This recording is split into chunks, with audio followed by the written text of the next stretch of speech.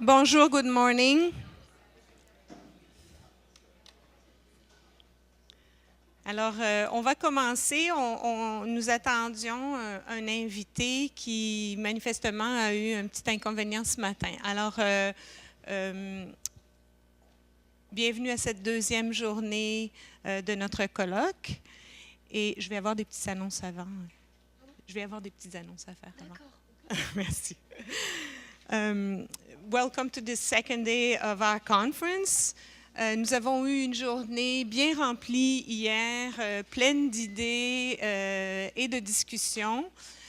And today we are continuing in the trend that was started yesterday, a very good one indeed. May I remind some of you that we have at your disposal for you a system for translation towards French and two very qualified interpreters, keen in having you use those for some just to experience what interpretation is about, and also to have some English heard in your ears as we speak French.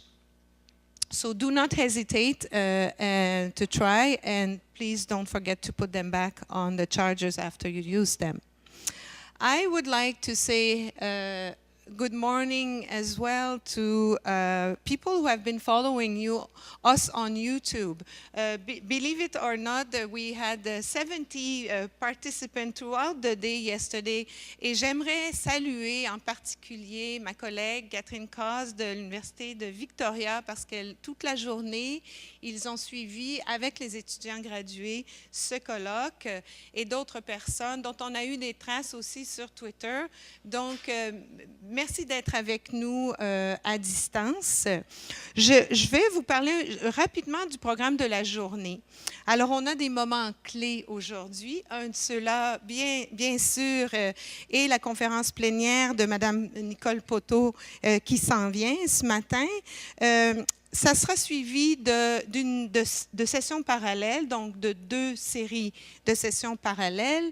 Nous irons ensuite en lunch au Jazzy, mais on va interrompre votre lunch because there is a poster session that will take place from 12:45 until 1:30. So lunch is from 12 to 1:30, and there'll be 45 minutes here in the lobby where incredible students, graduate and undergraduate students have prepared posters as different kind of outcomes. Outcome of their either PhD research, outcome of courses they have done in our program, second language teaching program, and also awardees from our Europe program. And this is an opportunity for undergraduate students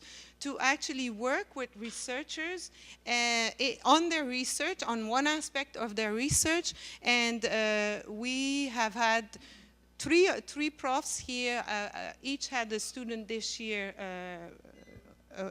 who awarded such a grant, and they will be there also presenting what they have done with us this term. So don't miss those posters. After that, we will have another set. After that, and straight after the poster session, there's a round table led by my colleague Monica Gézac and invitees. Et cette table ronde va porter précisément sur l'évaluation, le maintien des compétences linguistiques des bilingues de haut niveau dans une perspective d'insertion socio-professionnelle. Alors, encore comme hier, donc une discussion avec des gens dans le milieu. Et ça sera suivi de 2 sessions parallèles. Et on va terminer plus tôt. On va terminer vers 4 heures, 4h15.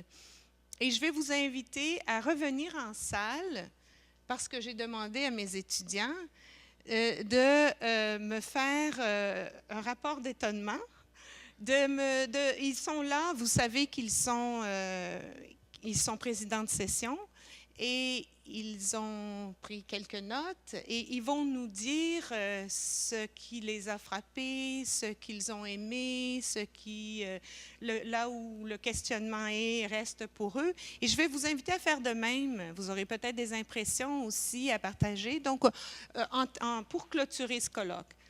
Et donc, on va faire ça en une vingtaine de minutes. Ensuite, je vais vous laisser repartir vers vos hôtels ou vos lieux. Et pour les gens qui viennent à la cabane à sucre, on va vous ramasser à l'hôtel à 6 heures. Donc, for those of you who are coming with us tonight to the Sugar Shack, we prefer cabane à sucre, but anyway, there'll be time for you to go and get change. We're not going to have you walk in the woods, but we are bringing you in the woods. So perhaps you want to change your shoes and have a coat. We're not going to go after bears, but no. It's going to be a really pleasant evening. If you have not registered, there's still some room and time to do so. So go at the front desk, and see either Cathy or Melanie and buy that ticket and come with us in that school bus. It's not very far, but it's going to be a pleasant evening, really in the tradition of spring in Quebec, and it should be pleasant and a nice way to conclude those 2 days. So, without no further ado, I would like. Yes, thank you very much. There is one paper, communication that has been canceled at 11:15 Bérubé. So, cette personne, malheureusement, n'a pas pu venir aujourd'hui, donc c'est une annulation. Est-ce qu'il est arrivé? Non? OK. Alors, nous avons une charmante personne ici qui va vous venir dire un court mot de bienvenue de la part de l'ambassade de France.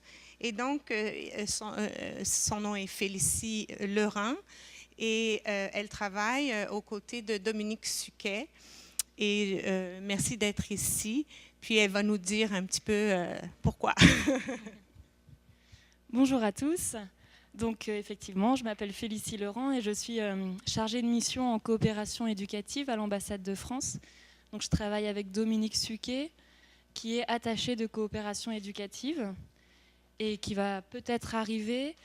On est fiers et heureux de s'associer à ce colloque du CERBAL et nous avons participé au voyage de Madame Poteau qui est la conférencière de ce matin.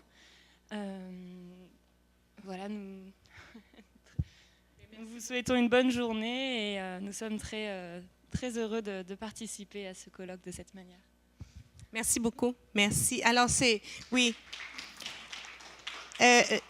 C'est important pour nous, ces partenariats sont importants pour nous et ce soutien qui permet la visite donc, et qui facilite le déplacement de nos conférenciers invités. Je vais faire ces remerciements plus tard aujourd'hui, mais nous avons des organismes subventionnaires et aussi l'Université d'Ottawa qui nous aident à faire en sorte que cette conférence puisse justement faire venir des experts, puissent vous nourrir, puissent avoir tout le soutien technique et tout le soutien professionnel qui nous entoure. Alors, merci beaucoup. Je vais inviter une étudiante, Mélissa Sophie Pesant, qui est une de ces récipiendaires du programme qu'on appelle en français le programme d'initiation à la recherche au premier cycle. J'ai en fait eu le bonheur de travailler avec Mélissa ce semestre et elle s'est découvert une vocation pour la recherche. Alors, je lui ai demandé ce matin de faire l'introduction de Madame Poteau. Alors, je lui cède la parole. Merci.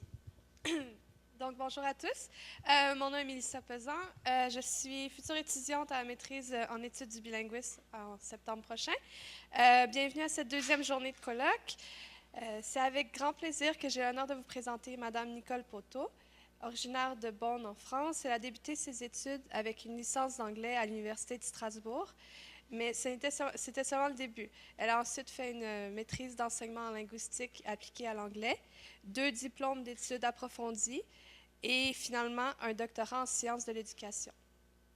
Madame Poteau a une liste impressionnante de publications ainsi qu'une variété d'activités professionnelles dans le domaine de l'éducation et de la recherche.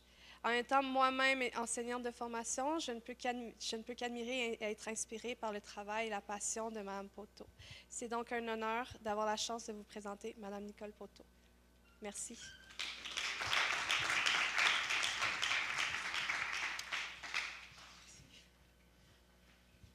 Je crois que j'ai c'est bon.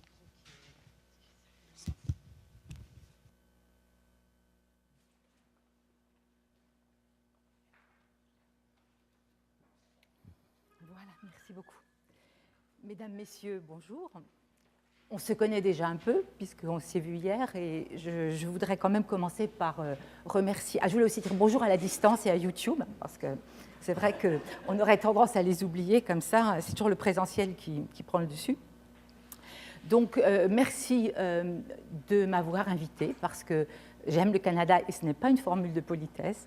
Et je suis vraiment très, très contente d'être là. Je ne pensais pas y venir comme ça, dans ces conditions. Donc, je remercie les organisatrices, les organisateurs et l'Université d'Ottawa, ainsi que l'ambassade de France, d'avoir permis ce voyage. Ça va? D'accord, ok. Donc, j'ai accepté avec joie quand j'ai été contactée. Et puis, vous savez, après ça, on se dit, mais finalement, aller parler d'autonomie et d'auto-formation à Ottawa, ils ont sûrement des gens très bien qui en connaissent autant. En plus, on a une grande admiration en France pour la pédagogie canadienne, pour l'éducation, pour le système. Et on se dit, je me suis dit, mais finalement, est-ce que tu vas être à la hauteur? Alors, quelques poussées d'adrénaline, histoire de se mettre comme ça en condition, et puis des choix à faire. Et le choix que j'ai fait, en espérant qu'il convienne, et d'après ce que j'ai entendu hier, j'ai vu qu'il y avait beaucoup de convergence entre ce que j'ai entendu et ce que je vais vous dire. Mais le choix que j'ai fait, c'est d'être extrêmement concrète et de partir d'un dispositif que j'ai monté à Strasbourg et sur lequel je travaille depuis 20 ans maintenant, comme une mise en œuvre, si vous voulez, comme une mise en scène de ces notions d'autonomie, d'auto-formation, d'auto-évaluation qui s'emboîtent l'une dans l'autre. Alors, je vais entrer, moi, contrairement à ce qu'on a entendu hier, je vais entrer par les dispositifs. Je ne vais pas entrer par forcément l'apprentissage de la langue elle-même, mais par les dispositifs qu'on peut mettre en œuvre pour développer l'autonomie d'apprentissage des étudiants en langue. Alors là aussi, je ne me situe pas dans les étudiants avancés, mais l'idée, si vous voulez, c'est de faire en sorte que très tôt, on s'attaque aux questions pour qu'ils deviennent des étudiants avancés, finalement peut-être aussi plus rapidement ou de façon plus homogène, parce qu'il y a aussi toujours après une espèce de tri qui se fait. Alors, oui, il faut que je fasse comme ça, voilà.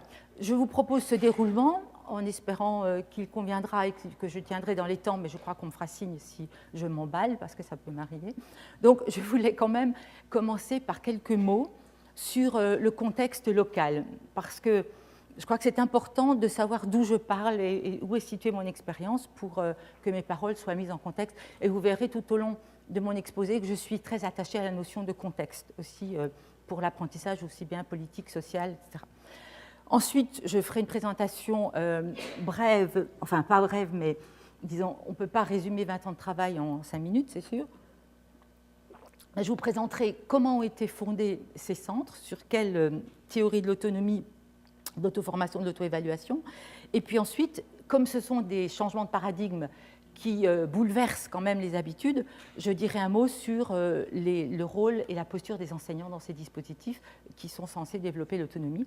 Et puis, il y a évidemment beaucoup de questions qui se posent, beaucoup d'enjeux. Je terminerai par justement des questions et une discussion qu'on pourra ouvrir parce qu'il y aura sûrement une discussion.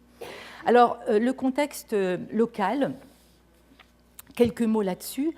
Alors, Strasbourg est en France et ça peut vous paraître à vous complètement évident, mais pour les Français de l'intérieur, parce qu'en Alsace, on dit les Français de l'intérieur, hein, c'est-à-dire c'est le reste de la France, et pour les gens du Sud en particulier, Strasbourg, quand même, c'est un peu là-haut, au nord, à l'est, il n'y a même pas la mer, enfin, c'est pas très intéressant. Et pour beaucoup de gens, c'est en Allemagne, hein, parce qu'évidemment, c'est la frontière. Et c'est vrai qu'à Strasbourg, on passe le pont sur le Rhin, c'est encore en ville, c'est un peu comme ici, hein, entre l'Ontario et le Québec, je fais parallèle, il suffit de passer le pont pour changer, bon là, on change de pays. Donc, c'est un contexte qui est particulier, dans la mesure où c'est une région qui a été allemande, française, qui a une histoire très chargée.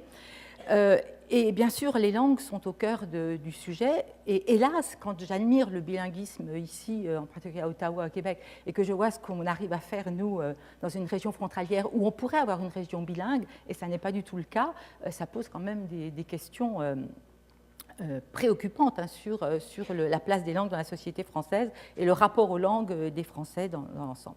Alors, il y a une politique très volontariste de la région, hein, qui finance de l'allemand obligatoire à l'école maternelle, par exemple. À l'école primaire, il y a aussi des classes bilingues à la maternelle qu'on appelle 13-13. Les enfants ont 13 heures avec un professeur des écoles français et 13 heures avec un professeur allemand. Il y a toute une mise en œuvre de cette politique, hein, qui est contestée aussi parfois, parce qu'il y a des gens qui voudraient que leurs enfants fassent de l'anglais dès l'âge de 3 ans. Enfin, bon. Et tout ça fait que quand les enfants arrivent au collège, eh ben, ils changent tous, ils font de l'anglais et de l'espagnol. Et l'allemand est en perte de vitesse, c'est-à-dire que maintenant, la deuxième langue en Alsace, c'est l'espagnol. C'est pas l'allemand. Alors, vous voyez que c'est quand même une situation particulièrement complexe, hein, il y a des raisons évidentes, il y a des raisons qui sont liées, bien sûr, à la façon dont on enseigne l'allemand. Et ça, je crois qu'on peut en discuter, parce que c'est vrai qu'on peut, dans les étonnements, moi, je vois comme étonnement le fait qu'on enferme les enfants et les jeunes adolescents dans des classes avec des livres de grammaire allemande pas très conviviaux, on va dire, des enseignants très arc-boutés sur des questions formelles, etc. Et puis, alors qu'il suffirait de passer le pont pour être en Allemagne, pour faire du tandem, des rencontres, de l'immersion, etc. Donc, c'est comme ça, on ne va pas refaire le monde là, enfin, juste un peu, pas complètement. Voilà. Donc, c'est déjà, voilà déjà le contexte. À l'université, c'est pareil, on enseigne l'allemand, mais en fait, c'est en perte de vitesse aussi. Pourtant, on a une université franco-allemande où il y a des cursus bilingues, mais c'est très élitiste, hein, c'est quelques cursus parmi d'autres, en particulier en sciences, biologie, médecine, etc. On a une confédération des universités du Rhin supérieur qui s'appelle ECOR, mais là aussi, il ne se passe pas grand-chose, en fait, hein. Ce sont des espèces d'institutions formelles, mais qui n'impulsent pas, si vous voulez, une politique qui irait dans le sens d'un bilinguisme partagé. On a des projets qui s'appellent la langue du voisin, et c'est très sympa, la langue du voisin, mais finalement, très peu de gens la parlent. Mais il faut aussi savoir qu'à Strasbourg, il y a un dialecte en Alsace qui s'appelle l'alsacien, qui est un dialecte donc de la langue allemande, et qui est très vivant malgré tout ce qu'on dit, mais qui est très dévalorisé. Et ça, moi, ça me fait de la peine, parce que quand on fait la biographie langagière avec les étudiants, et puis qu'ils disent je parle anglais, et qu'on entend qu'ils pourraient parler alsacien à leur accent, on leur dit « et l'alsacien ?» Ah oui, mais ça ne compte pas. Hein. L'alsacien ne compte pas, parce qu'il y a une hiérarchie aussi dans la valeur des langues qui fait qu'un dialecte comme ça, c'est pas... Alors, tout ça fait qu'il y a un climat quand même pas très favorable au développement des langues. Ceci dit, quand je vais dans l'ouest de la France, à Nantes ou à Rennes, où j'ai beaucoup de collègues, là, je trouve que c'est pire. C'est-à-dire que je trouve que le rapport aux langues, là, est encore plus compliqué, et que la place des langues dans la société... Moi, je pense que dans toutes les sociétés, la place qu'ont les langues dans la société, dans les échanges, dans les politiques, sont fondamentales pour l'enseignement et pour le rapport aux langues des citoyens. Ça, c'est vraiment... Donc, tout est emboîté. Hein. Si on a des politiciens, si on a des médias, si on a des impulsions langue et culture étrangères, dans la société, forcément, il y aura des retombées sur l'éducation. Deuxième point sur l'introduction du contexte, à Strasbourg, il y a le Conseil de l'Europe. C'est quand même quelque chose d'important. Et si vous mettez un compas sur Strasbourg et que vous faites un cercle, on voit que Strasbourg est au centre justement de l'Europe. On est plus près de Prague que de Paris, mais ça, personne ne s'en rend vraiment compte. Et on est très tourné justement vers l'Est. C'est vraiment le centre de l'Europe. Mais là aussi, ça n'entre pas forcément dans les représentations les plus courantes. Alors, le Conseil de l'Europe est quelque chose qui est...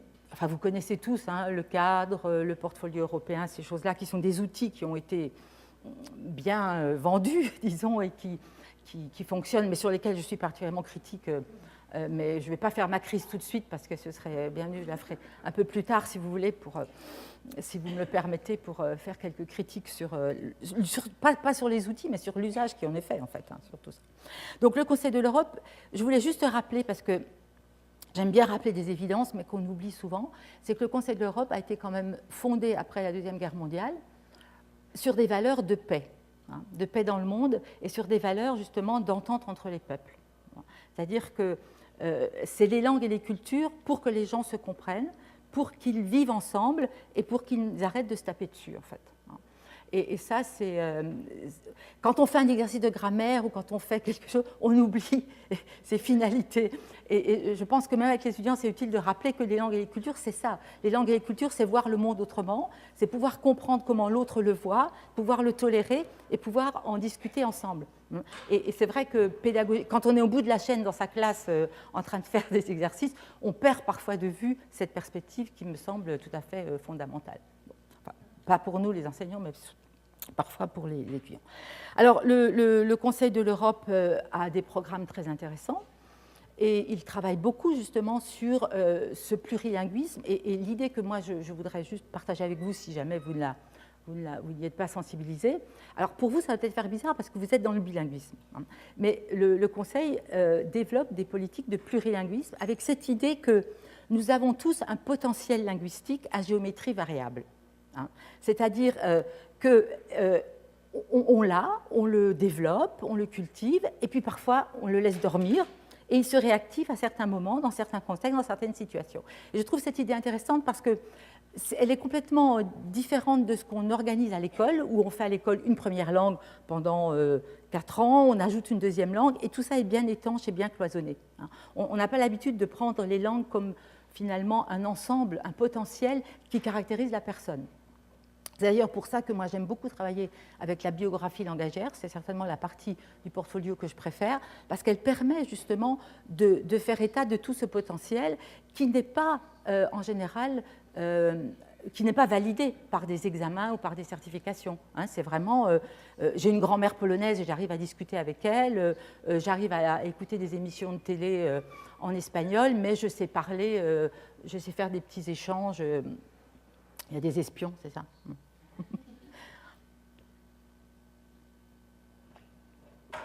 Donc cette idée d'un potentiel linguistique à géométrie variable me semble intéressante, avec l'idée qu'on réactive, que ce n'est pas perdu, parce que j'ai entendu aussi hier plusieurs fois des inquiétudes sur le fait de comment maintenir un niveau de bilinguisme de haut niveau. Peut-être que c'est peut-être un fantasme aussi de vouloir le maintenir à tout prix, enfin, je dis ça comme ça un peu crûment, mais que parfois c'est peut-être aussi cette variété de possibilités que nous avons, qu'il faut pouvoir cultiver et valoriser. Et dans le portfolio, ce qui est intéressant, c'est, vous savez, où on peut se faire un profil comme ça, un petit peu en montagne russe, où on peut avoir une compétence à tel niveau dans telle langue, une autre dans un autre niveau, et qu'on n'est jamais, comme ce que je déteste par-dessus tout, c'est les étiquettes, B2, C1, on a l'impression que les gens ont un label comme ça, qui ne recouvre pas justement cette flexibilité, ce potentiel à géométrie variable qui est essentiel. Donc, ce qui me semble intéressant aussi, qui se développe et qui va à l'encontre des systèmes scolaires français en tout cas, c'est aussi cette idée de l'intercompréhension. Dans les langues d'un même groupe, si vous avez le groupe des langues romanes, on peut très bien travailler en intercompréhension, c'est-à-dire qu'on peut très bien travailler sur les compétences de réception, c'est-à-dire lire et écouter, sans travailler sur les compétences de production tout de suite, et pouvoir devenir très très performant assez rapidement sur toutes les langues du groupe, italien, portugais, roumain, français, à partir du français ou à partir d'une autre langue romane. Et ça, c'est quelque chose qui est vraiment important à développer. On pourrait très bien s'imaginer qu'on organise l'enseignement des langues comme ça à l'école, au lieu de faire une langue après l'autre, de faire de l'intercompréhension, ce qui permettrait aussi de valoriser les langues qui sont représentées dans les écoles, puisque maintenant, dans une classe de primaire en France, vous n'avez plus que des francophones. Il y a forcément d'autres langues qui sont représentées, mais qu'on n'utilise pas et qui ne sont pas valorisées. Voilà. Donc ça fait partie de ces programmes du Conseil de l'Europe qui sont intéressants avec cette notion donc, de plurilinguisme. Alors, c'est vrai qu'on avait un slogan, on disait « le monolinguisme est une maladie grave ». Mais en fait, en France, un adulte sur 4 a été exposé au moins à 2 ou 3 langues dans sa vie. Alors, ça ne veut pas dire qu'il est plurilingue, bien sûr, mais ça veut dire aussi que, là aussi, on est dans le paradoxe, quoi. À la fois, on se dit monolingue, on se dit qu'on y... Vous savez, la réputation des Français en langue est épouvantable, mais elle est fondée, c'est vraiment... c'est pas juste une rumeur. Donc, il y a ce jeu aussi entre l'image qu'on peut avoir et puis la réalité du terrain, où on a vraiment une exposition aux langues. Alors, pour en arriver au deuxième point, donc sur les centres de langue, je dirais que c'est dans ce contexte-là que sont nés ces centres de ressources. En 1991 a été fondé à Strasbourg le premier pôle universitaire européen qui avait pour mission, il y avait 3 universités à l'époque, on a fusionné là, en 2009, il y avait eu 3 universités et l'idée du pôle, c'était de fédérer des actions qui étaient communes aux 3 universités pour les rassembler. Et dans ces actions, il y avait une action mobilité européenne. Et la mobilité européenne préfigurait le processus de Bologne et cette idée que les étudiants allaient pouvoir faire des études ailleurs, mais pour ça, il fallait harmoniser les diplômes, harmoniser les crédits, etc. Bon.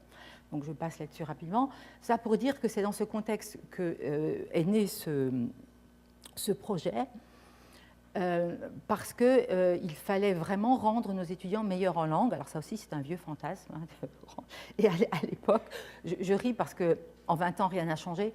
À l'époque, c'est pas drôle, vous me direz, mais bon, il vaut mieux en rire des fois.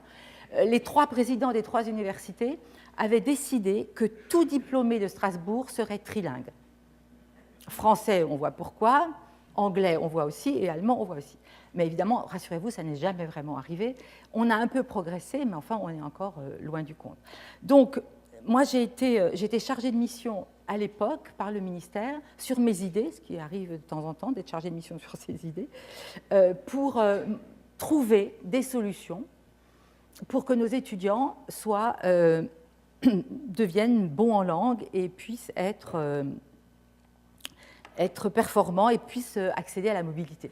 Alors, l'ANSAD, je ne sais pas si vous connaissez ce mot, c'est une création française qui date de 20 ans à peu près, qui veut dire langue pour spécialistes d'autres disciplines.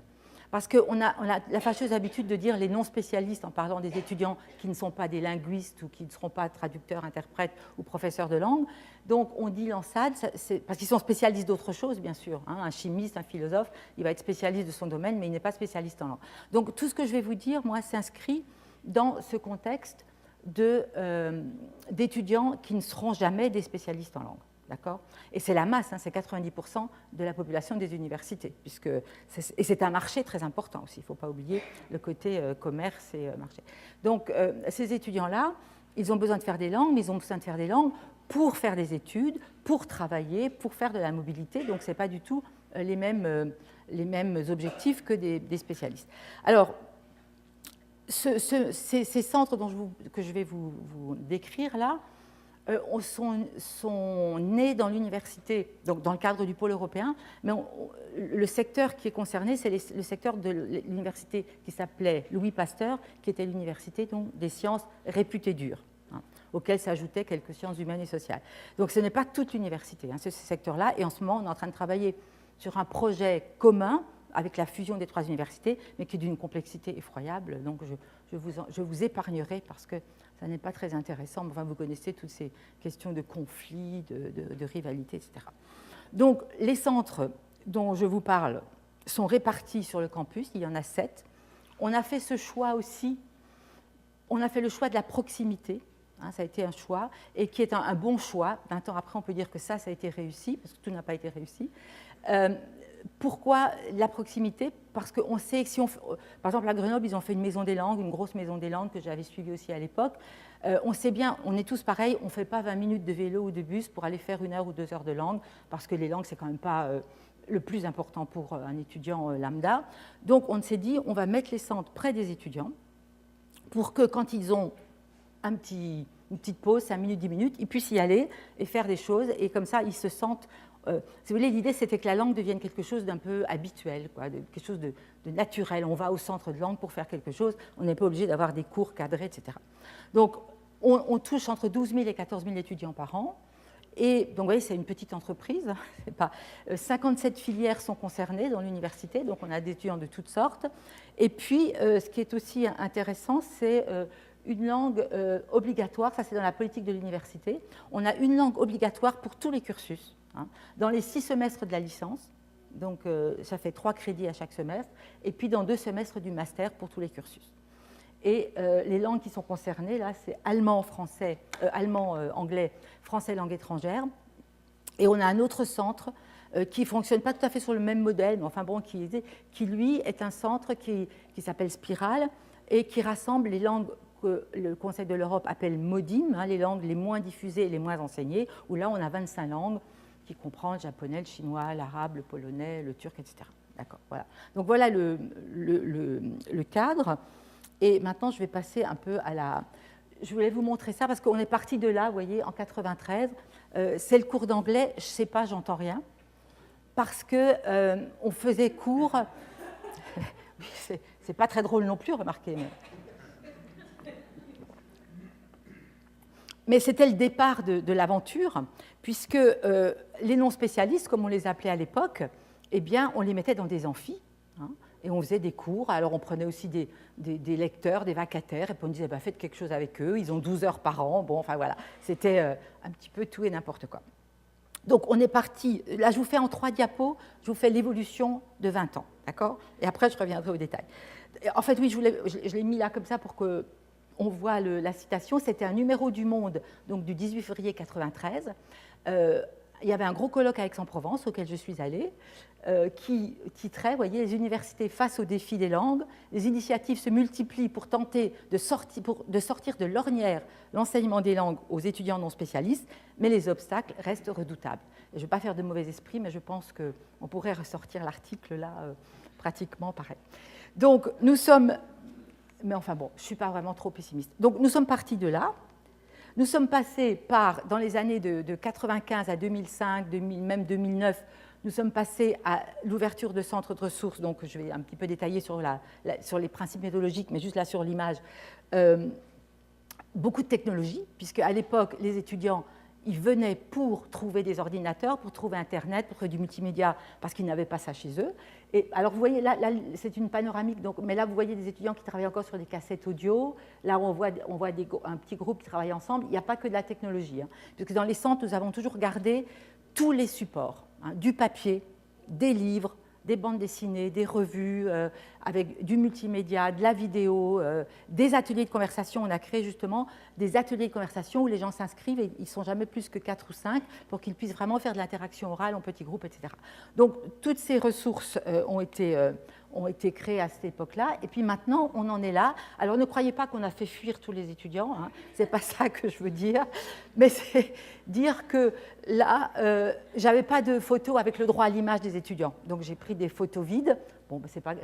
Pour vous montrer, vous voyez le changement quand même qui s'opère depuis les années 2009-2010, où là, on a enlevé la technologie parce que les étudiants ont ça chez eux, ils travaillent à distance, ils sont branchés, connectés partout, mais ils continuent à venir au centre. Et la question importante, c'est pourquoi viennent-ils finalement? Qu'est-ce qu'ils viennent chercher dans ces centres qui peuvent les intéresser? Donc ça, c'était le panorama et on va détailler.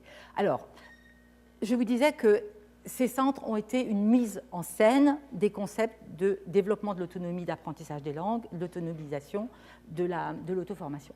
Alors, je passe rapidement les 4 principes fondateurs, puisque à l'époque, pendant 1 an, on avait réfléchi à qu'est-ce qu'on pouvait trouver. J'ai oublié de dire aussi que les années 90, c'était une période de grosse massification de l'université. Vous savez que l'université française accueille tout le monde. Donc, on avait des masses d'étudiants, des étudiants très nombreux et pas forcément très motivés pour faire des langues.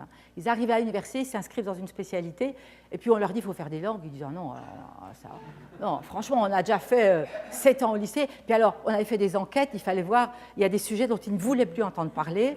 Pour l'allemand, évidemment, plus question de parler du nazisme, en anglais, l'écologie, les États-Unis. Non, ras-le-bol, on n'en veut plus, c'est fini. Donc, il fallait trouver d'autres façons de travailler pour susciter quand même leur développement, leur apprentissage.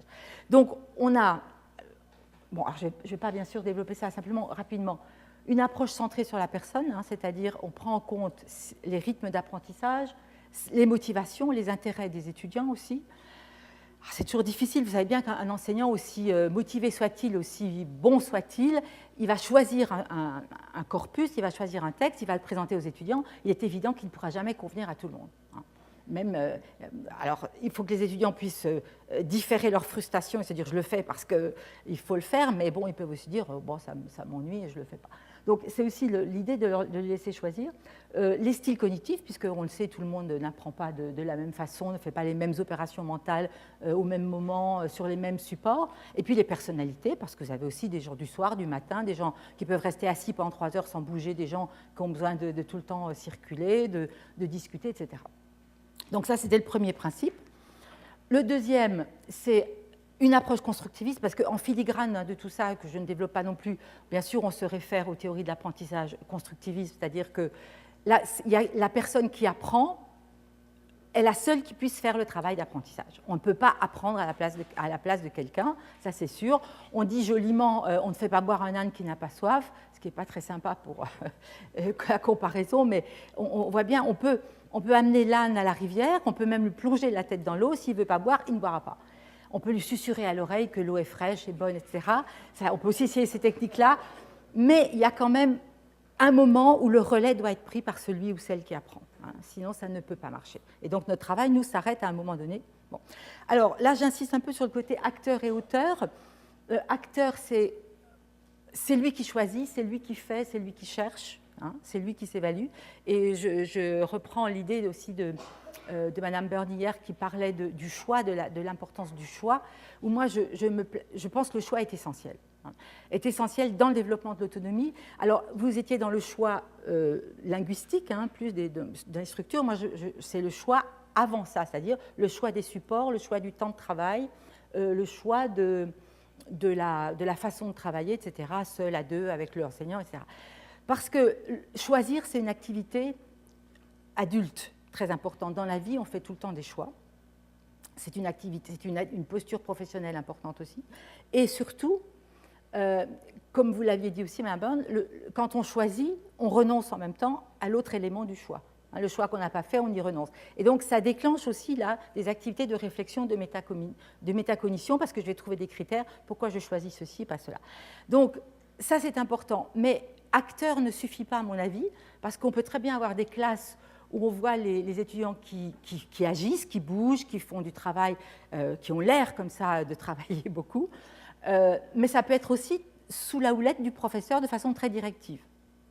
Ça n'est pas un signe forcément de développement de l'autonomie. Bon, il peut y avoir, mais pas forcément. Et c'est pour ça que j'insiste sur l'idée de hauteur, et je trouve qu'on a eu un merveilleux exemple hier avec le travail sur l'écriture, où là on voit bien que les gens produisent leur apprentissage, puis qu'ils sont vraiment dans ce retour sur eux, dans cette réflexion métacognitive, on les voit construire. Et ils ont certainement l'impression, ce sera une question à avoir avec eux, d'être vraiment les producteurs de ce qu'ils font. Ils sont vraiment les auteurs, ça se sent dans les... Avec bien sûr toujours ce leitmotiv qu'on connaît tous, l'apprentissage tout au long de la vie, parce que c'est en développant son autonomie d'apprentissage, en sachant chercher des ressources et en sachant les traiter, en sachant se les approprier, que l'on va avancer.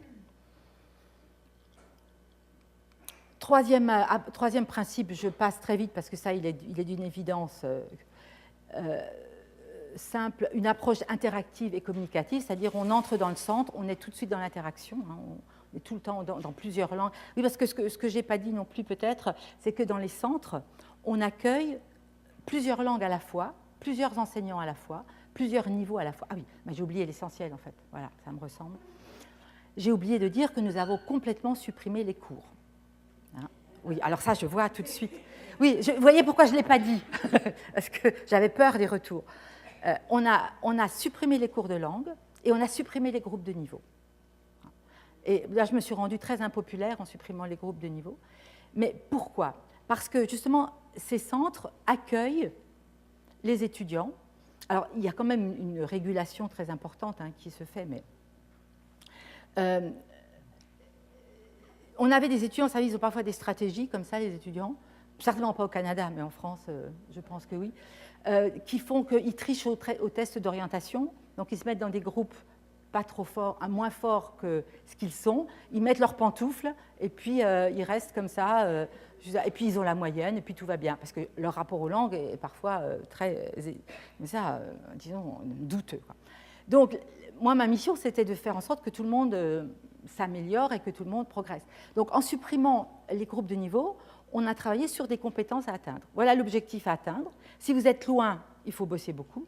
Si vous êtes prêt, vous pouvez tout de suite la valider puis passer à autre chose. Mais on a travaillé vraiment différemment, c'est-à-dire pas selon les niveaux et les progrès. Bon, alors c'est vrai que c'était un peu révolutionnaire. Et le fait qu'il n'y ait plus de cours aussi, dans la mesure où parce qu'on est les seuls à Strasbourg à avoir poussé l'audace jusque-là.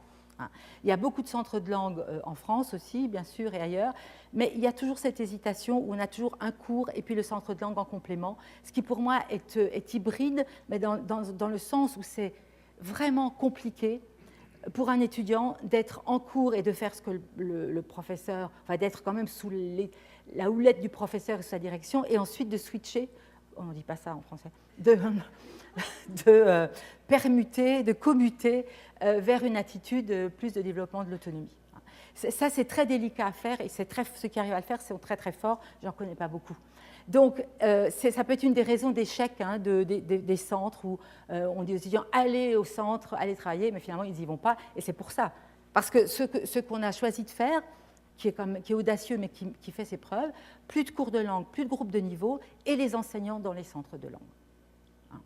C'est-à-dire les centres de langue, ce n'est pas des lecteurs, des moniteurs ou des vacataires, c'est les professeurs responsables qui sont dans les centres. Et ça fait vraiment une spécificité, si vous voulez, du dispositif.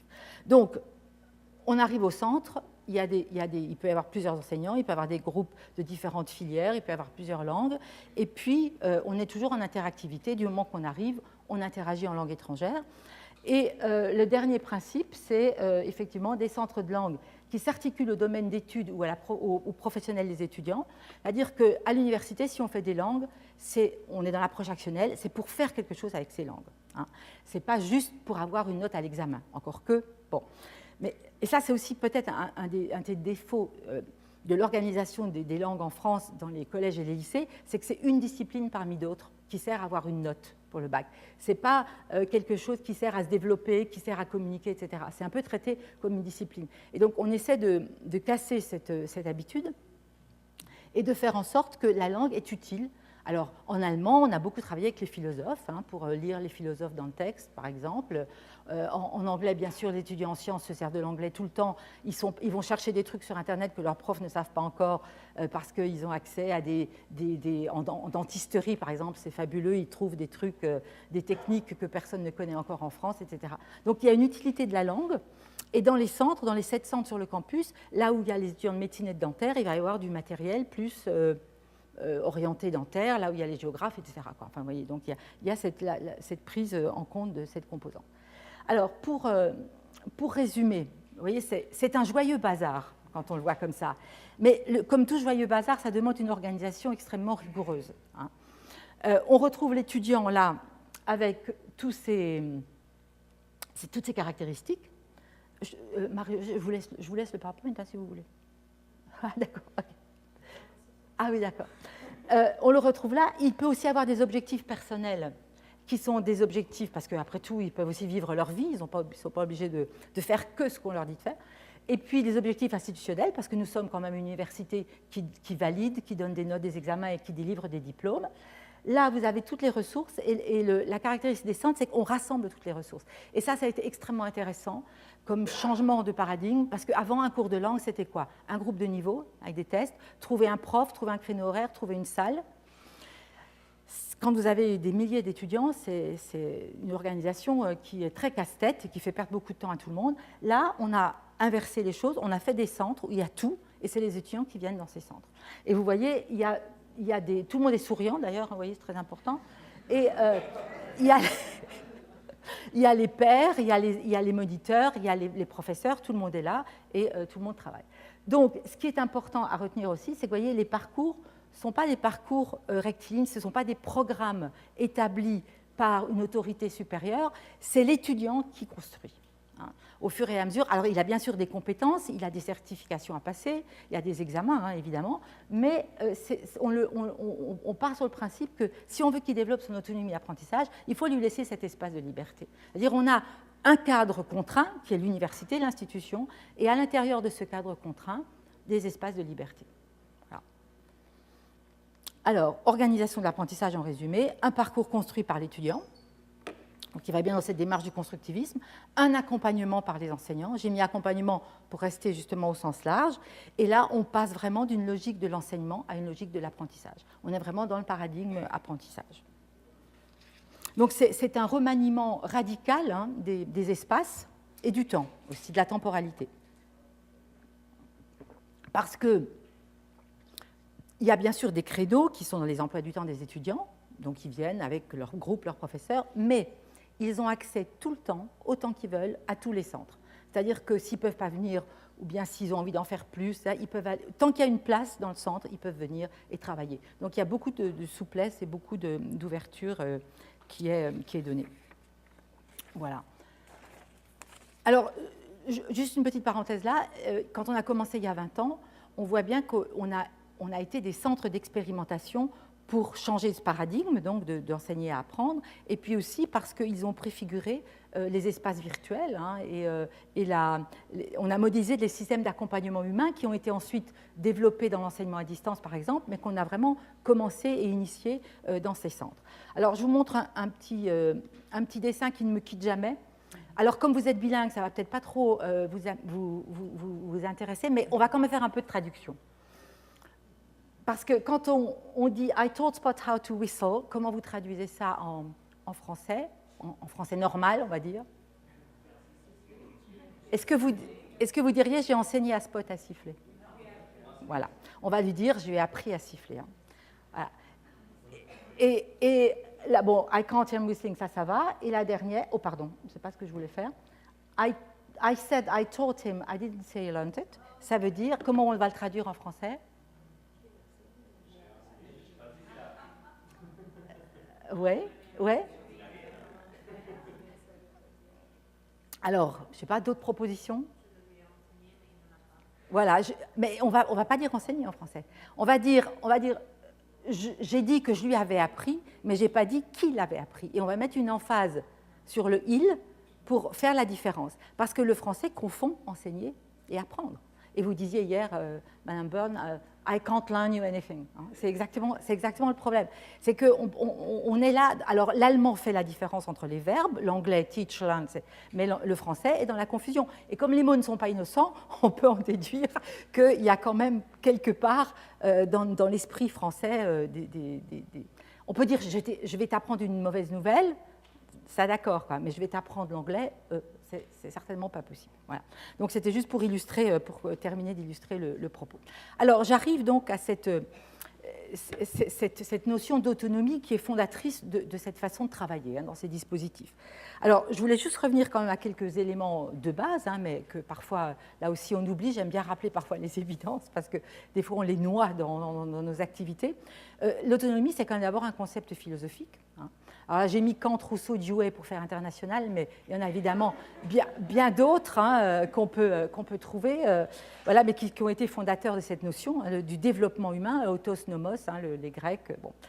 C'est aussi c'est le concept du développement de la personne en quête de sens, de sa vie, de son existence sur Terre. L'autonomie se développe de la naissance à la mort. d'accord? On n'est jamais complètement autonome. Il y a des secteurs où on l'est plus que d'autres. C'est vraiment un processus dynamique qui ne s'arrête jamais. Donc, quand on enseigne les langues dans des dispositifs comme ça, on est aussi dans cette notion du développement, d'un continuum de développement. C'est aussi un concept biologique. Alors, moi, j'aime bien travailler avec les biologistes, parce que j'en ai eu beaucoup dans mon entourage. Varela, par exemple, ou Trocmé-Fabre, qui, elle, était une angliciste aussi, qui s'est inspirée des neurosciences et des travaux sur la cognition pour essayer de faire des passerelles entre l'apprentissage des langues, nous rappelle que nous sommes nés pour apprendre. Et moi, j'ai mis condamné à apprendre, ce qui n'est pas forcément positif, mais c'est quand même ça. On est obligé d'apprendre si on veut survivre. Sinon, on meurt, quoi. Un enfant, il est obligé d'apprendre à marcher, à parler, d'apprendre à se situer, à décrire le monde autour de lui par le langage, parce que le langage est aussi fondateur, bien sûr, dans le développement de l'être humain.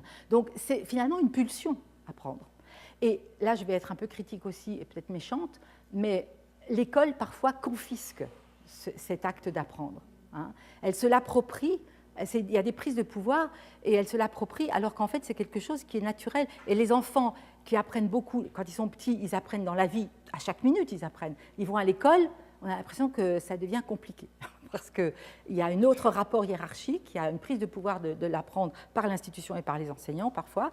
Et Monique Linard, qui est une femme qui a été pour moi une figure pendant, encore maintenant, mais et que je crois que Nicolas partage aussi avec moi, qui a écrit un livre qui s'appelle Des machines et des hommes, et qui a aussi, c'était aussi une angliciste qui a mal tourné, qui est partie en sciences de l'éducation, comme moi, il y en a quelques-unes comme ça, qui ont finalement, qui dit, elle avait dit dans une conférence à Strasbourg d'ailleurs, il y a presque 20 ans maintenant, heureusement que les enfants n'apprennent pas leur langue maternelle à l'école, parce qu'il y aurait plus de muets et de bègues.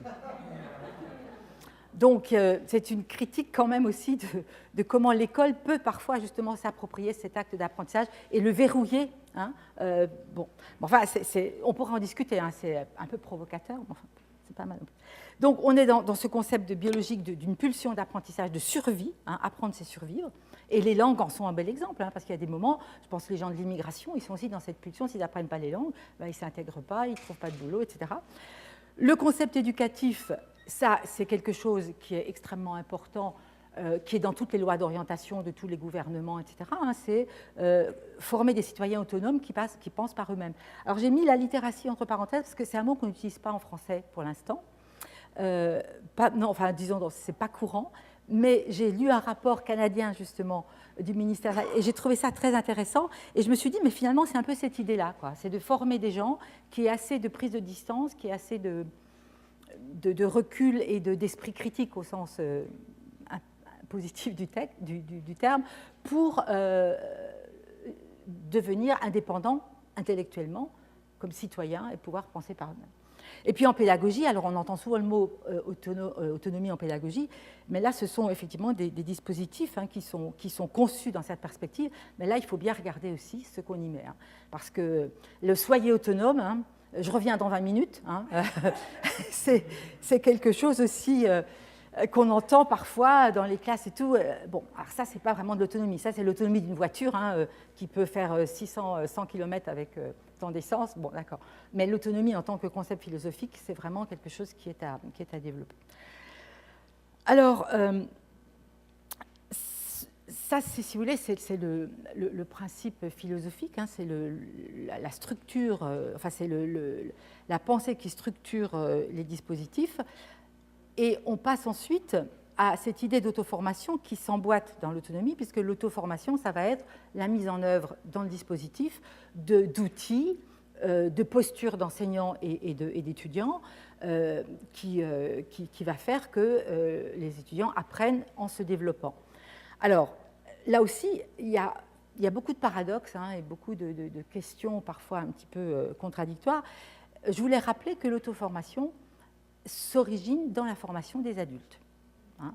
Ce n'est pas un concept de... Alors, est-ce que les étudiants sont des adultes? Je ne vais pas entamer le débat, mais oui, bien sûr, ce sont des adultes citoyens qui votent, qui sont majeurs.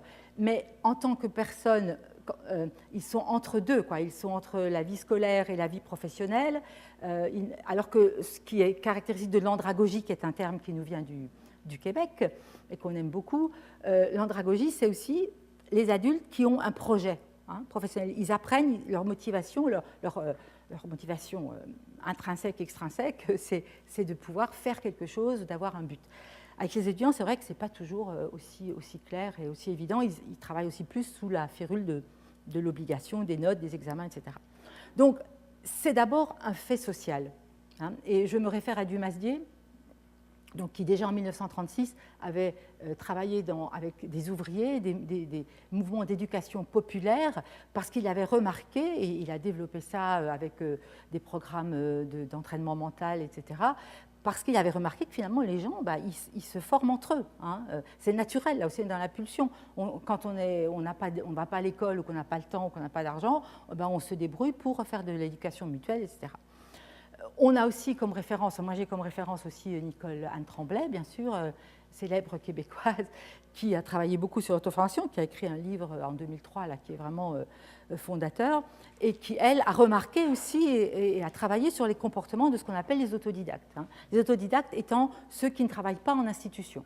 L'autodidacte est celui qui se forme, qui se développe, mais sans qu'il ait forcément des examens, des certifications. Et là, c'est pour ça qu'il est aussi beaucoup dans l'auto-évaluation, on verra tout à l'heure. Donc, l'autodidaxie, l'andragogie, Taft, c'est un Ontarien, si je me souviens bien.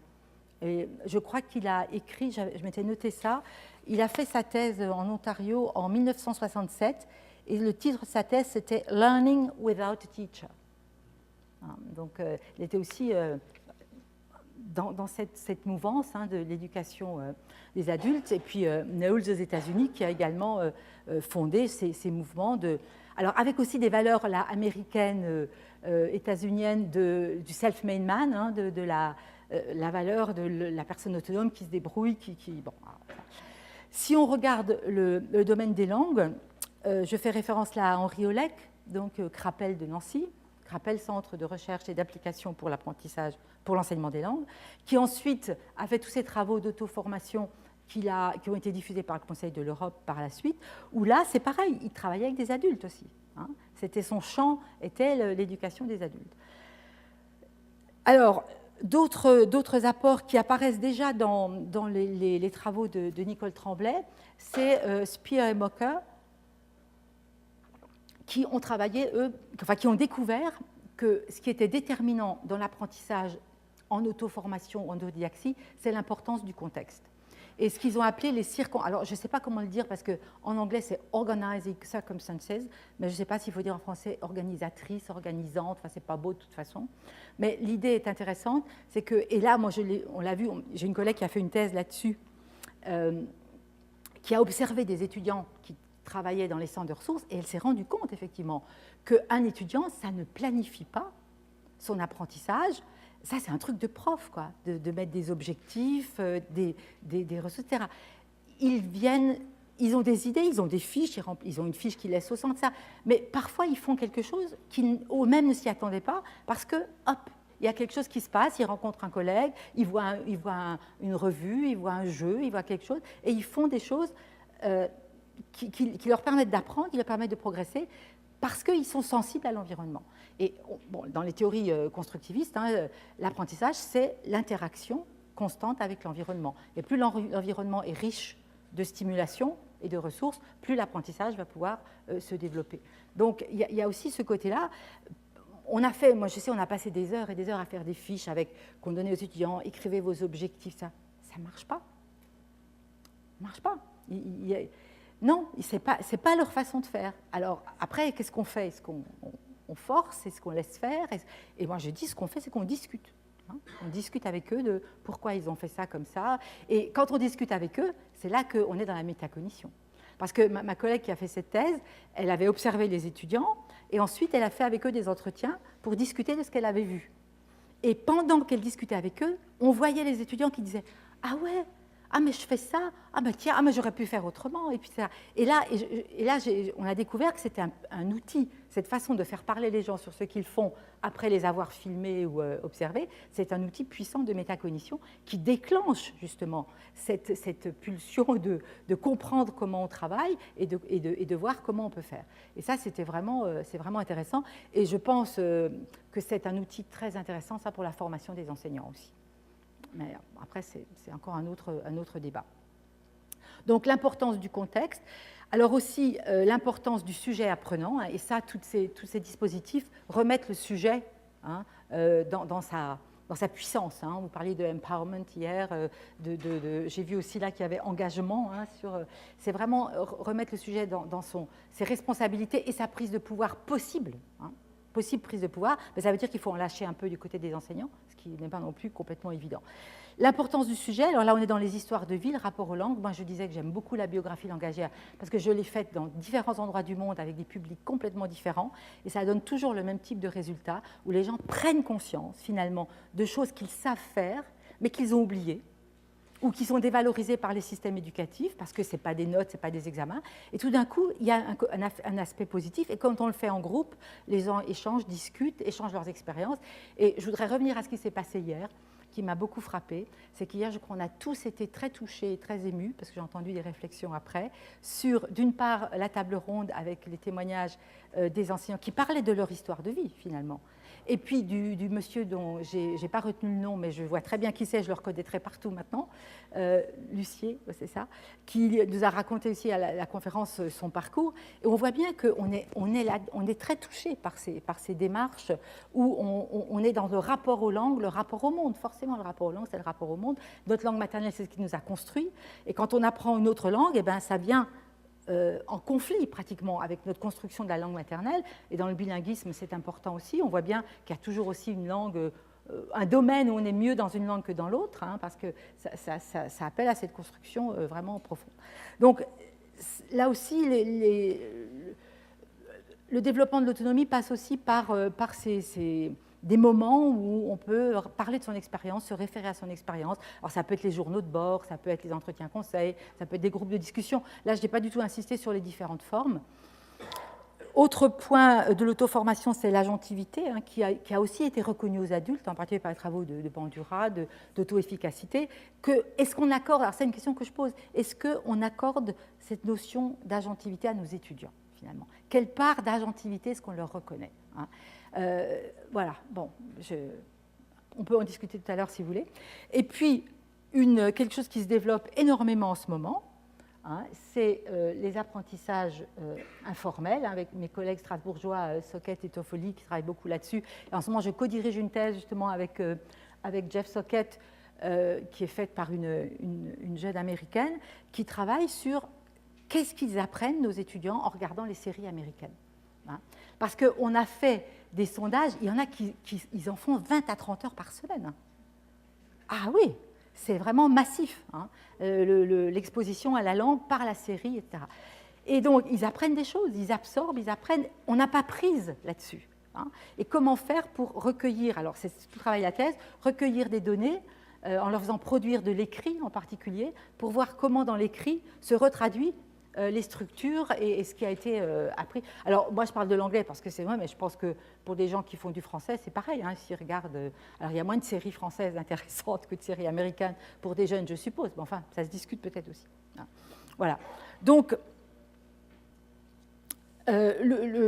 l'idée du pouvoir agir et quand ils apprennent, quand ils font des séries américaines ou qu'ils regardent des choses ou qu'ils discutent avec des Américains ou des Anglais ou des Allemands à Strasbourg, ils n'ont pas l'impression d'être dans un dispositif d'apprentissage, justement. Et c'est pour ça que maintenant, sur les fiches qu'on a dans les centres, on dit aux étudiants, écrivez sur votre fiche ce que vous faites aussi à l'extérieur, pour décloisonner le côté institution cours et puis ce qui se passe ailleurs. Parce que la langue, apprendre des langues, c'est partout, tout le temps. Ce n'est pas juste à l'école, hein, ça c'est clair, quoi. Mais c'est pareil, ce n'est pas toujours dit non plus. Hein. Alors ça dépend des milieux dans lesquels on est. Hein. Si on est dans des milieux endolingues, c'est plus facile, mais grâce au multimédia, à Internet et tout, on peut aussi se mettre dans des situations, dans des bains linguistiques assez facilement. Alors, logiquement, si on est dans ce dispositif développement de l'autonomie des étudiants, auto-formation, dispositif qui va dans ce sens-là, qui propose des ressources pour l'autonomisation des étudiants, il est évident que l'évaluation doit être cohérente. On ne peut pas ensuite proposer aux étudiants un examen sur table, dans un amphi, avec des QCM ou avec je ne sais quoi, des traductions, etc. Texte à trous. Et l'agentivité dont on parlait tout à l'heure, à mon avis, doit aussi aller jusque dans l'évaluation pour que ça ait du sens, puisqu'on est vraiment là dans la recherche du sens. Les gens font des choses quand ça a du sens pour eux, on est tous comme ça. Si ça n'a pas de sens, en général, on abandonne très vite, on ne le fait pas. Et donc, la grande question que se posent les étudiants, c'est comment est-ce que je sais que je sais ? Parce que si on demande qu'est-ce que vous pensez de votre travail, j'ai fait une petite expérience l'année dernière, c'était un de mes derniers examens, puisque maintenant je suis à la retraite, enfin émérite. Les étudiants rendaient leurs copies, il y en avait 90 dans l'amphi, me rendaient les copies à la fin, et je leur disais, alors, qu'est-ce que vous en pensez ? On verra. Inch'Allah, on verra.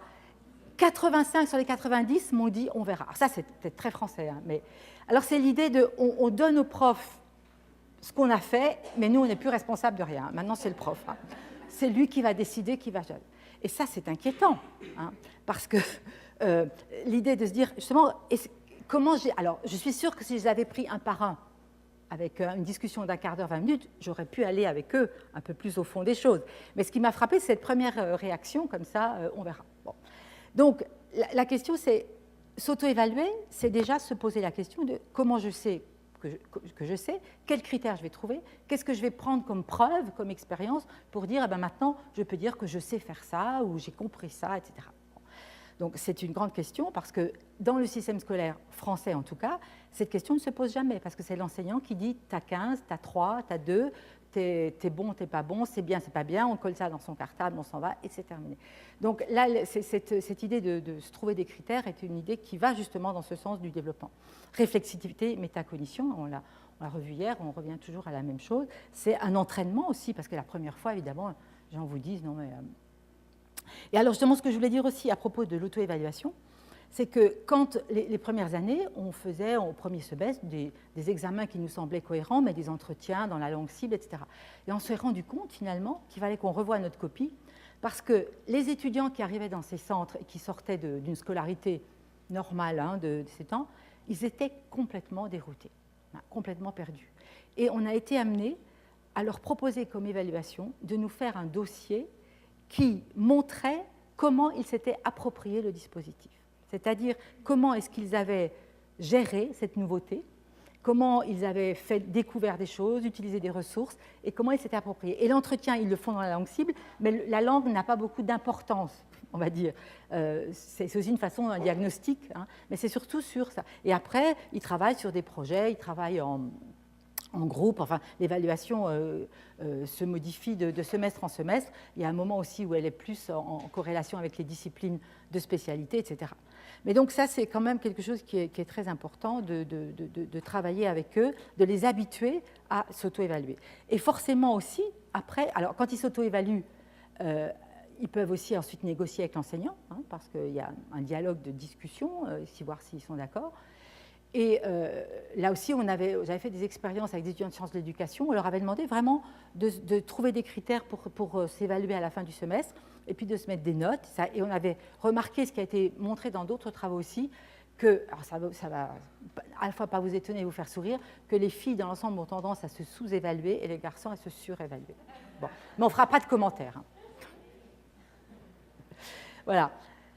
Alors, l'idée de négocier va déboucher aussi sur cette collaboration et sur la co-évaluation. Ça, c'est très important aussi. Ça, je crois que vous le pratiquez aussi. Hein, c'est quand même l'idée qu'on développe des compétences en s'auto-évaluant, qu'on peut ensuite développer en évaluant l'autre, réciproquement l'autre évalue, et en travaillant ensemble, on peut se trouver des critères qui sont valorisants. Parce que, alors il faut un cadre éthique, bien sûr, hein, la coévaluation, ce n'est pas critiquer de façon destructive, bien sûr, mais c'est de se trouver des critères ensemble et puis de pouvoir en discuter là aussi et pouvoir arriver à acquérir de nouvelles compétences qui s'inscrivent dans l'ensemble du processus. Alors là, je vous propose, pour terminer, je ne sais pas si je suis dans les temps, là, ça bon? J'ai perdu la notion du temps. Voilà. D'accord. 5 minutes? Ok, moi ça va aller. Donc je vous propose un travail là qu'a formalisé Brigitte Albero, parce qu'on a beaucoup travaillé ensemble sur les centres de Strasbourg et on a fait une publication là-dessus. C'est récapituler, si vous voulez, les domaines qui sont à prendre en compte si on veut que le dispositif soit autonomisant, développe l'autonomie. Parce que sinon, souvent ce qui se passe, et c'est pour ça que parfois il y a des choses, on dit ça ne marche pas, les étudiants n'y vont pas, etc., c'est parce qu'on travaille peut-être que c'est plutôt sur ceux-là. Vous voyez, là, c'est ceux où on instrumente le moins, en fait. Parce que la technique, bon, ça c'est toujours plus facile, hein, enfin c'est quand même à prendre en compte, parce qu'il faut qu'un étudiant qui ne sait pas servir d'un ordinateur, c'est vrai que dans un centre, ça n'y arrive presque plus, mais enfin, il faut quand même aussi penser au côté instrumentation, informationnelle, comment on recherche l'information, comment on la valide. Ça, c'est des choses qu'on sait à peu près faire et qu'on fait assez bien couramment. Méthodologie, organiser son travail, justement, regarder un peu comment on coopère, quels sont dans les relations sociales avec les pairs, les professeurs, comment tout fait apprentissage, comment on profite de ces occasions de relations sociales pour apprendre. Toutes les opérations cognitives aussi, savoir si je fais de l'induction, de la déduction, comment je développe mon esprit critique, comment j'opère. Enfin, toutes ces choses-là, le métacognitif, on a déjà beaucoup parlé, et le psychoaffectif aussi, qui est certainement ce qu'on instrumente le moins, en général, et qui est très important, comme je l'ai dit tout à l'heure, pour le rapport à la langue, le rapport à la culture, son histoire de vie, qui permettent justement d'avoir une cohérence. Alors, ça ne veut pas dire qu'il faut être autonome dans tout ça, hein. Ce ne serait pas une accumulation, hein, mais c'est simplement de garder en tête que tous ces domaines-là sont concernés.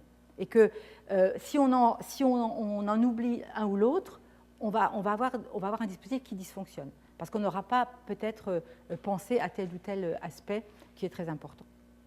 Donc là, je vais peut-être continuer. Alors oui, parce qu'il y a quand même le rôle de l'enseignant aussi qui est important. Le rôle de l'enseignant, alors bien sûr, ça a été un peu une révolution quand on a commencé à travailler comme ça, parce que les enseignants ne faisaient plus cours.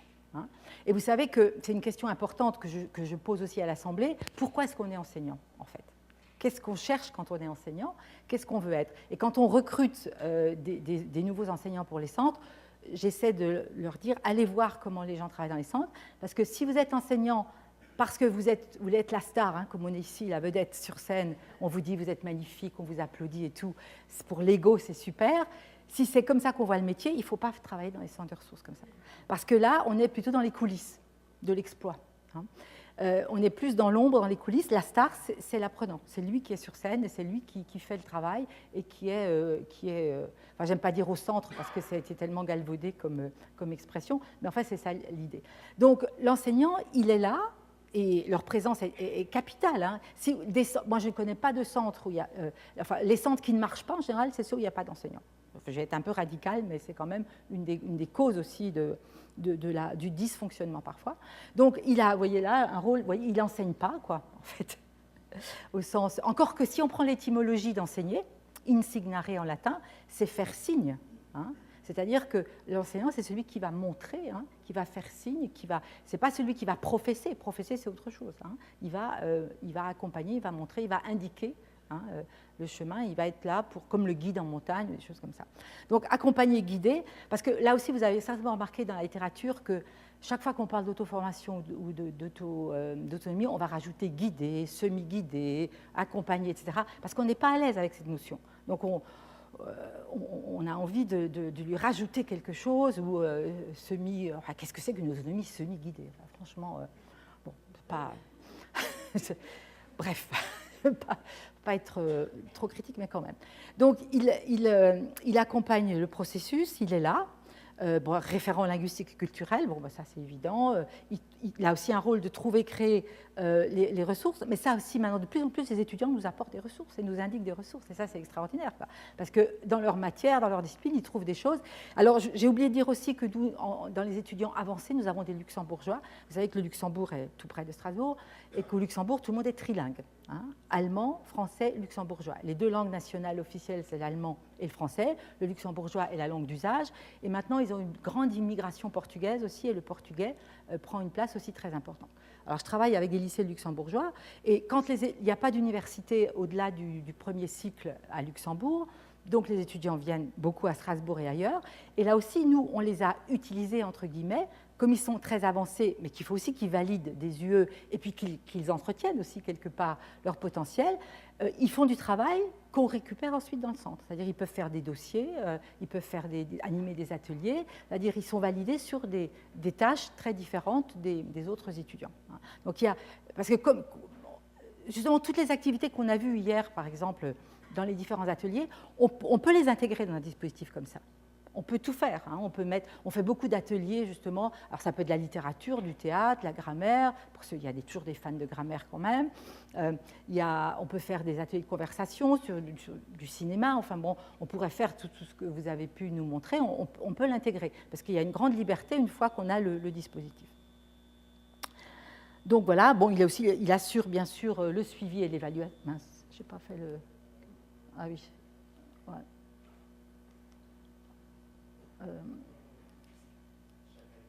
Qu'est-ce que je fais? Escape. Voilà, merci. Et donc, c'est aussi l'interlocuteur institutionnel, en particulier pour nous, avec les composantes disciplinaires, puisqu'on a beaucoup de relations et on fait beaucoup de choses avec les professeurs. Par exemple, dans les masters, les étudiants présentent des posters, présentent des comptes rendus, et on est toujours avec un enseignant de la discipline qui est là, parce que les enseignants de langue ne sont pas forcément disciplinaires. Et, bon, ils ont bien sûr une culture, mais pas.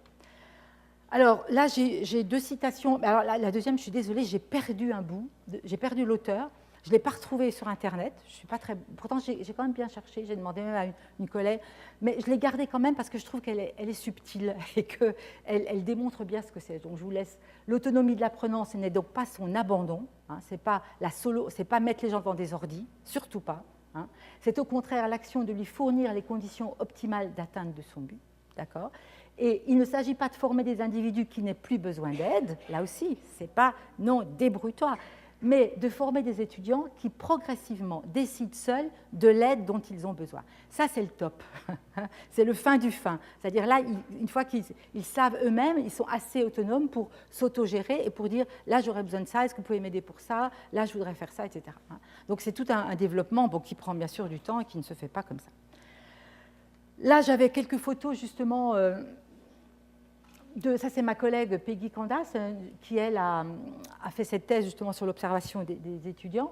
Vous voyez, elle est dans le centre avec ses étudiants. Là, on voit l'étudiant, ils ont une fiche de suivi. Là, je ne suis pas entrée dans les détails parce que ce serait trop long, qu'ils laissent dans le centre tout le temps et sur laquelle ils marquent le jour où ils sont venus, les heures qu'ils ont passées, ce qu'ils ont fait, des commentaires. Et ça sert de fiche de liaison aussi avec les enseignants responsables.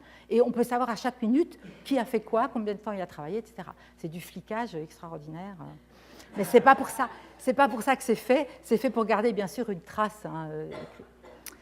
Voilà. Donc là, on la voit là, vous voyez aussi. Donc l'enseignant, il a cette posture où il est en train de circuler, de travailler. Alors en France, je pense que vous faites ça beaucoup plus facilement, peut-être dans les classes et tout. Alors qu'en France, vous savez que c'est révolutionnaire. Chez nous, le prof enseigne. Point. Voilà. Voilà. Donc là, on la voit aussi qui discute. Alors, enjeux et discussion. Dernière diapo. J'ai encore une diapo de biographie, mais ça, je la laisserai. La question que je pose aussi maintenant, c'est la question de l'autonomie des enseignants. Parce que dans un dispositif comme celui-ci, les enseignants, ils sont aussi déstabilisés, ils ont des choix à faire. Il faut partager le pouvoir, il faut partager le contrôle, et ça, ce n'est pas forcément évident non plus. Et d'ailleurs, la liberté aussi, c'est une notion très, très paradoxale, parce que les étudiants nous disent, certains nous disent, ouais, la liberté c'est bien, mais franchement, C'est dur, hein, la liberté, c'est dur. Parce qu'on préfère qu'on nous dise quoi faire, quand le faire, quand le rendre, etc. Bon. Alors, c'est un espace, effectivement, qu'il faut pouvoir gérer. Et pour les enseignants, c'est dur de perdre le contrôle sur tout. Les enseignants chez nous ont parfois l'impression qu'ils contrôlent tout quand ils enseignent. Bon, ils ne contrôlent pas grand-chose, en fait, mais c'est quand même l'impression qu'ils ont. Hein, comme ça, je parle, donc vous apprenez, tout va bien. Hein. Bon, après, la réalité se charge de nous montrer que ce n'est pas tout à fait comme ça. Donc, il y a cette question du pouvoir, du contrôle et de l'autonomie des enseignants. Alors, moi, je me dis maintenant, mais je ne l'ai pas encore réalisé, et je pense que ça va être compliqué en France, ce serait d'utiliser ce genre de dispositif pour former les enseignants à l'enseignement des langues, c'est-à-dire de les mettre dans cette même posture d'interrogation, de métacognition, de discussion, pour qu'eux-mêmes puissent vivre ça. Parce que la relation d'isomorphisme est toujours très importante. Hein. Si on forme les gens d'une façon et qu'ensuite on leur demande sur le terrain de faire autrement, c'est pareil pour la distance, hein, je pense, c'est extrêmement difficile. Donc l'idée, c'est qu'on forme les enseignants dans ce genre de collectif, si vous voulez, de ressources où ils développent leur professionnalité en réfléchissant aussi aux enjeux, à la métacognition, à leur rapport à l'enseignement, etc. Avec l'idée aussi que si tout le monde travaille dans ce sens-là, on arrivera plutôt à un partenariat. Hein. Alors là, ça pose aussi des questions de hiérarchie entre les différents enseignants ou le rapport de force aussi entre enseignants et étudiants. Mais ça dépend aussi du positionnement et de sa représentation du métier. Hein. Ça, je pense qu'il faut qu'en plus chacun puisse y réfléchir. Ensuite, l'autonomie, eh bien, c'est très difficile à mesurer. Moi, j'ai eu plusieurs tentatives de thèse là-dessus et on se casse les dents à chaque fois parce que l'autonomie, c'est très dur à mesurer. On peut trouver des critères, mais il y a toujours une insatisfaction parce que c'est un processus justement qui est, comme je le mettais là, une démarche d'engagement hein, et d'autodétermination. C'est un processus dynamique, c'est extrêmement dur à saisir et on ne peut le saisir que par des déclarations ou des observations, mais on sait aussi que c'est parfois très, très relatif. Elle est non soumise à l'injonction, alors ça aussi, on n'y peut rien. On ne peut pas dire aux gens « soyez autonomes ». Ça ne marche pas. Alors, est-ce qu'on peut accepter l'idée d'émergentisme chère à certains didacticiens ou les circonstances organisatrices? Est-ce que c'est acceptable? Est-ce qu'on peut se dire, est-ce qu'on peut accepter qu'il va se passer quelque chose, on ne sait pas quoi, en matière d'apprentissage? C'est-à-dire on perd le contrôle sur ce qui va se passer, mais on sait qu'on a créé le dispositif, on a créé les conditions pour que l'apprentissage advienne. Mais c'est risqué. Hein, aussi, ceci dit, ce n'est pas plus risqué que d'enseigner en pensant que tout le monde apprend. Hein, bon. Enfin, à mon avis, on peut, parce que ça se discute aussi. Donc, il y a cette question-là. Et puis, alors, il y a aussi la question de la vigilance, hein, parce que vous savez que sous auto-formation, autonomie, on peut mettre des dérives idéologiques, hein, marchandes. Il y a des tas de gens, qui, je vous disais tout à l'heure, le marché de l'apprentissage des langues est un marché énorme. Il y a plein de gens qui sont prêts à nous vendre des tas d'outils miracles sous prétexte d'auto-formation, d'autonomie. Alors là, il faut être extrêmement prudent et puis bien regarder ce qu'il y a en dessous. Ça y est, je termine. Donc, attention à ça. Et puis, ma dernière diapo, donc tu vois, voilà, qui est « Soyons raisonnables et fous ». Ce sera mon message final parce que je pense que les langues et les cultures sont déterminantes pour le développement des sociétés. Ça, je crois que vous en êtes tous convaincus, on est tous convaincus. Mais l'idée, c'est aussi justement d'apprendre ensemble, par la culture des langues, à être des citoyens du monde, parce que c'est ça l'enjeu de la société actuellement. Et puis, j'aime bien cette citation de Mérieux qui décrit le métier d'enseignant, qui m'a beaucoup servi.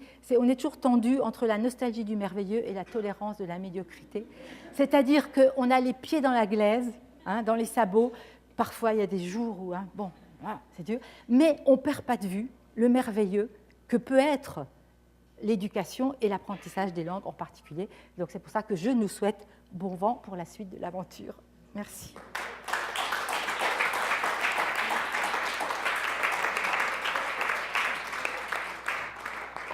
Voilà, j'ai mis aussi une bibliographie, mais comme je vous laisserai avec les gens auxquels je me suis référée, si vous voulez. Nicole Poteau, merci beaucoup. Très inspirant de vous entendre ce matin. Et je suis certaine qu'il y a des commentaires, des questions dans la salle. Alors, on va prendre 5-10 minutes pour ce faire. Il y a un micro qui circule. Vous pouvez vous rendre à un micro où on a Mélissa ici qui peut vous apporter ce micro. Vous avez qu'à faire signe de la main.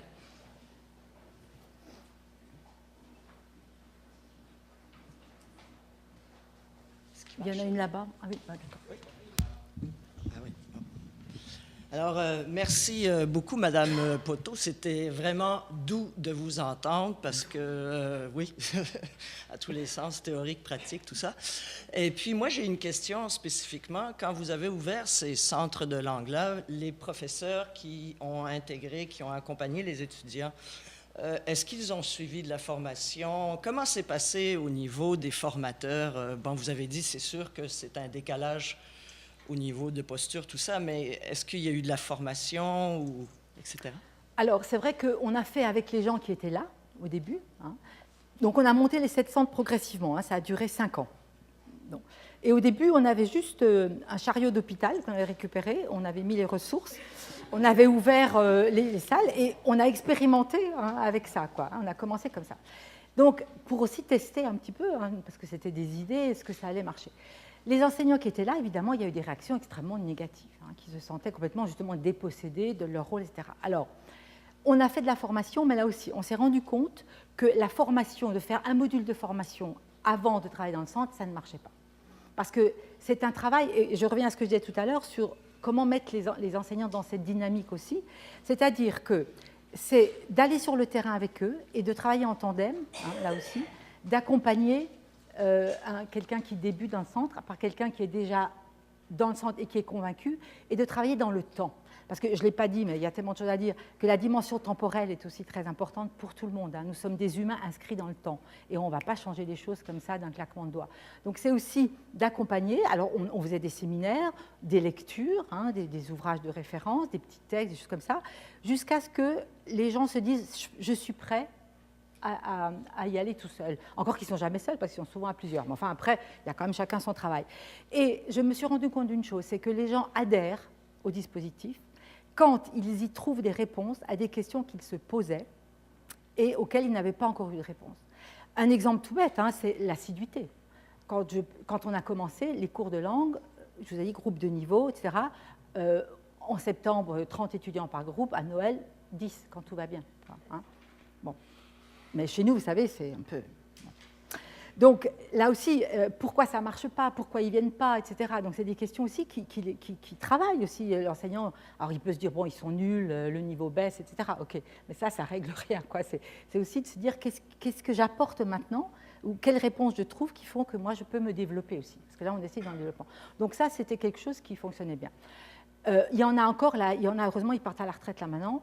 Il y en a encore un ou deux qui sont encore un petit peu résistants au système, mais qui apportent aussi des regards critiques, et c'est intéressant d'échanger et de voir comment ils évoluent.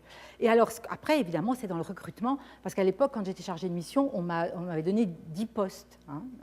Le problème qu'on a en France, c'est que dans les centres de langue, dans les langues en général, dans les universités, pour les non-spécialistes, pour les LANSAD, on a des personnels agrégés, certifiés, détachés, on a peu d'enseignants-chercheurs.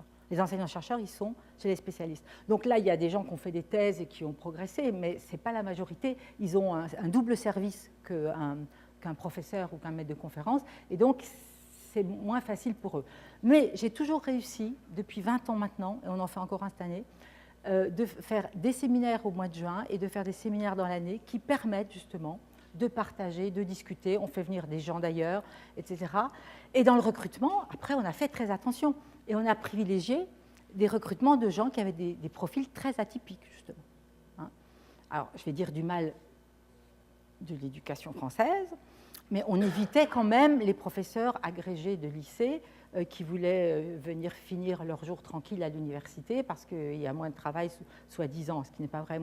C'était aussi des gens qui soit avaient beaucoup voyagé, avaient travaillé ailleurs, qui avaient fait avant, on a recruté comme ça un chimiste qui a fait son CAPES d'anglais après, une biologiste, etc., pour justement travailler sur des profils plus d'ouverture et interdisciplinaires. Mais en fait, ça s'est quand même dans l'ensemble plutôt bien passé, et ça marche bien parce qu'on a réussi à faire adhérer les gens parce qu'il y a des fondements théoriques qui sont solides. C'est pas C'est pas juste... Parce que là aussi, j'en ai pas parlé tout à l'heure, mais il y a aussi la question des politiques. Hein. Si on développe des dispositifs autonomisants parce qu'on a un vrai projet de formation de citoyens autonomes qui pensent par eux-mêmes, on va avoir forcément une ingénierie qui va suivre. Hein. Si on fait de l'autonomie parce que c'est à la mode ou parce qu'on va essayer de... Il y a de la concurrence, on va essayer de... Bon, j'ai une expérience, je vous dis en 2 minutes, qui était très intéressante. J'ai travaillé avec des physiciens à Paris 6. Ils avaient un gros souci de perte d'acuité dans les amphis. Donc, ils ont trouvé un truc super, c'est américain, c'est super, des clickers, des boîtiers réponses. Hein, voilà. Donc, ils se sont mis à travailler avec les boîtiers réponses. Alors, alors ils m'ont demandé de venir les aider, ce qui était quand même, finalement, ils ont quand même encore un peu de jugeote, parce qu'on a réussi à faire en sorte qu'au lieu que les étudiants répondent comme ça, tac, chacun pour ça, de faire discuter les étudiants. D'abord, ils répondent. Ensuite, ils discutent à 2 ou 3, ils ont 2 minutes pour confronter leurs réponses, et c'est là que ça se passe, du coup. Ils négocient, ils discutent, ils confrontent, et après, ils redonnent une réponse. Donc, comme en plus, il fallait poser des questions, les enseignants, qu'est-ce qu'ils ont fait? Ben, ils ont réfléchi à leur cours, ils se sont reposés des questions. Et le clicker, qui est quand même un outil un peu comme ça de base, a fait qu'il y a eu une recherche qui a été faite, le niveau de ces étudiants en première année s'est amélioré, mais ce n'est pas à cause des clickers, c'est à cause de tout ce qui s'est passé autour. Voilà. Et ça, c'est intéressant. Alors, c'est pour ça que là aussi, il faut voir qu'est-ce qu'on fait quoi, quand on utilise des outils. Et je pense que la distance est un bon exemple aussi de réflexion sur. Quoi. Voilà.